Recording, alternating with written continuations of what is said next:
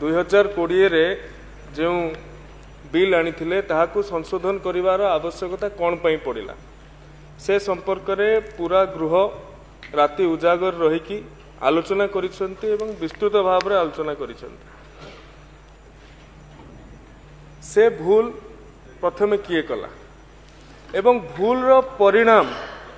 भूलर परिणाम होउची हमकू ऑर्डिनेंस आनिबा को पड़िला।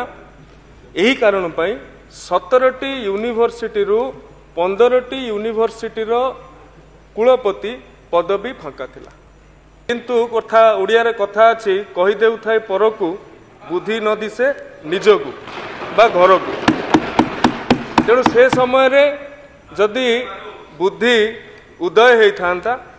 तेबे निश्चित भाव रे 2020 रो कथा आसी न थांता। आपण आगे पितृतुल्य मते पिला लोक कहि पारंती किंतु आपण पितृतुल्य व्यक्ति मोर अति सम्माननीय रणेंद्र प्रताप स्वाई महोदय जो कथा कहले जे पस्तेवा को पड़िबो ये ठीक ए पस्तेवा शब्द व्यवहार करिसंती एवं ये ठीक एइथपई ठीक आपण माने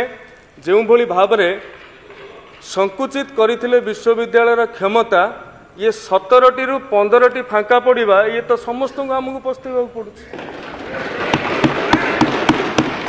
मान्यवर वरिष्ठ विधायक जो कथा कहले जे भाई भतीजा बंधु बांधव को थोपिवा पाई ये कथा जो ए पर्सन एनी पर्सन जहाँ को नहीं ताहा को रखीदेवे महोदय एक कथा नुआ नुहे।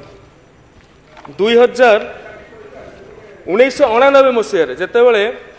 मान्यवर मुख्यमंत्री जानकी वल्लभ पट्टनायक थिले तांको भलिया